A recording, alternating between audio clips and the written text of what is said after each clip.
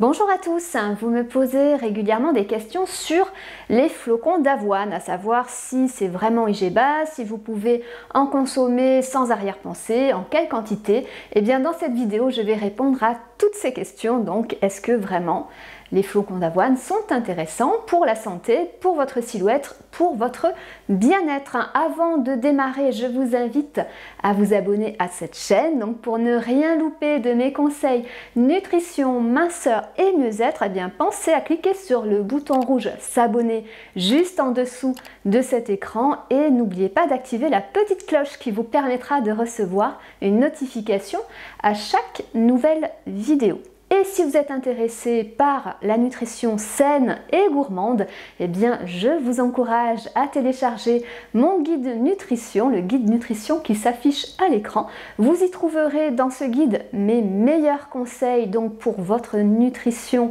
saine et gourmande avec une semaine de menu et quelques recettes. Pour obtenir ce guide 100% gratuit, eh bien regardez dans la description de cette vidéo, vous y trouverez le lien de téléchargement. Ce lien, vous pouvez également le retrouver dans le petit i juste en haut de cet écran. Alors, les flocons d'avoine, est-ce que c'est bon? Est-ce que c'est pas bon? Eh bien, je pense qu'on trouve de tout actuellement sur Internet, entre les articles, les vidéos sur YouTube, etc. Moi, je vais vous donner ma pensée, je vais vous donner mon avis concernant les flocons d'avoine. Déjà, sachez que j'en consomme depuis des années. C'est quelque chose que j'aime beaucoup utiliser, les flocons d'avoine, dans le quotidien. C'est-à-dire que j'en consomme au petit déjeuner, dans des overnight porridge. J'en utilise également pour faire des barres de céréales à index glycémique bas. Je les utilise pour les intégrer dans des recettes de biscuits, des recettes de pancakes, etc. Donc c'est quelque chose que je consomme vraiment très régulièrement. Alors qu'est-ce que c'est les flocons d'avoine? D'abord il faut les considérer comme féculents, puisque l'avoine est une céréale au même titre que le riz, le blé, l'orge, le seigle. Alors qu'est-ce que l'avoine a comme particularité? Quels sont les bienfaits de l'avoine? Eh bien ce qui est intéressant dans l'avoine, ce sont surtout ses fibres, les fibres solubles de nature bêta-glucane. L'avoine contient donc des fibres qu'on appelle des bêta-glucanes qui ont cette faculté de réduire un petit peu l'index glycémique. Donc c'est pour ça que l'avoine a un index glycémique quand même relativement bas. On dit que les flocons d'avoine crus ont un IG d'environ 40-45, donc c'est quand même très intéressant. Et ça, c'est vraiment grâce à ces fibres-là, les bêta-glucanes, qui réduisent en fait un petit peu la disponibilité de l'amidon, des glucides pour les enzymes digestives. Donc l'amidon est un petit peu résistant grâce à ces fameuses bêta-glucanes. Ça ralentit un petit peu la digestion et l'absorption des sucres, ce qui lui confère un index glycémique bas. Donc l'avoine et les flocons d'avoine sont intéressants pour ces fameuses fibres de nature bêta-glucane.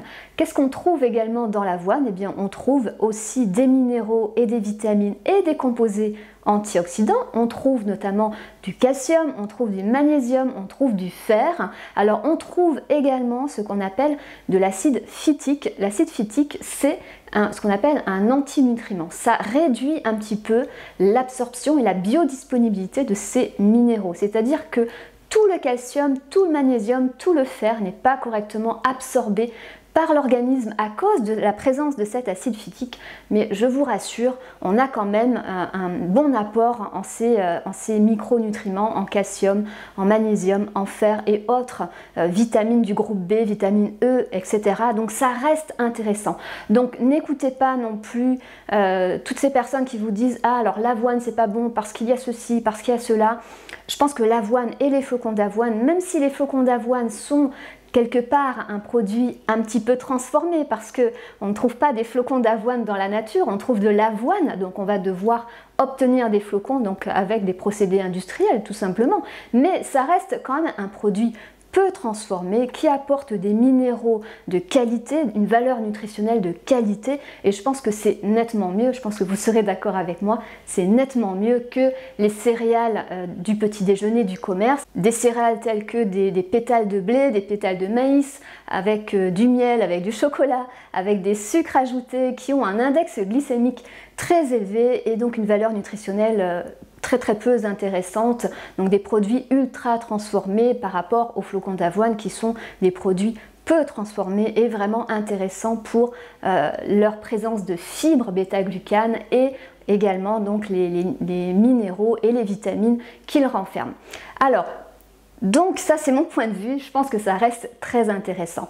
Ne confondez pas les flocons d'avoine avec le son d'avoine. Le son d'avoine est prélevé sur l'écorce du grain d'avoine.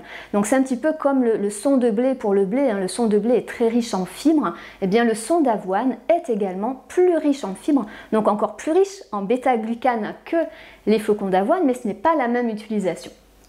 Le son d'avoine a un index glycémique beaucoup plus faible que les flocons d'avoine, hein, de l'ordre de 15, donc vraiment très bas, et ça permet justement de les intégrer dans des préparations pour abaisser leur index glycémique quand on les intègre dans une pâte à crêpes, quand on les intègre dans une pâte à tarte, etc. Ça permet de réduire l'index glycémique de la recette finale, donc ça c'est intéressant.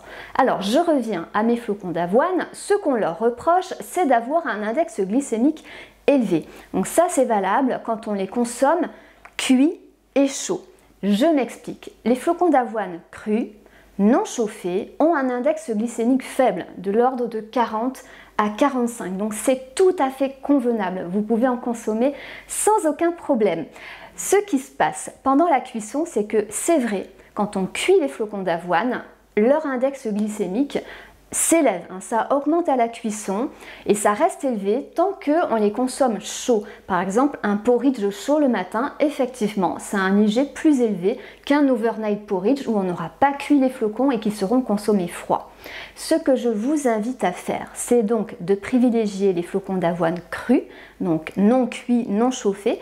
Et si vous les faites cuire parce que par exemple vous allez les intégrer dans une recette de pancakes ou de crêpes, eh bien c'est d'attendre que la préparation soit complètement refroidie.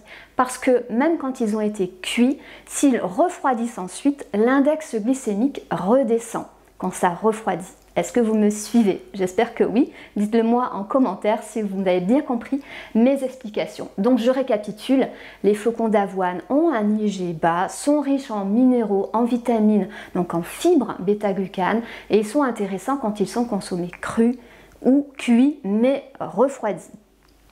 Alors, quelle quantité de flocons d'avoine est-ce qu'on peut consommer? En général, on va consommer entre 25 grammes et 40 ou 50 grammes de flocons d'avoine donc par personne. Ça peut être au petit déjeuner ou intégré dans une recette. N'oubliez pas que ça fait partie des féculents, hein, donc consommez-les en équivalence avec le pain ou avec d'autres céréales. Et puis, si vous avez ce qu'on appelle une intolérance au gluten ou une hypersensibilité au gluten, eh bien, demandez déjà à votre médecin si vous pouvez consommer des flocons d'avoine. Il existe une version garantie sans gluten qui peut être mieux tolérée chez certaines personnes. Donc là encore, demandez conseil à votre médecin si vous pouvez tester ces flocons d'avoine garantis sans gluten. Peut-être que ça peut vous permettre de les consommer.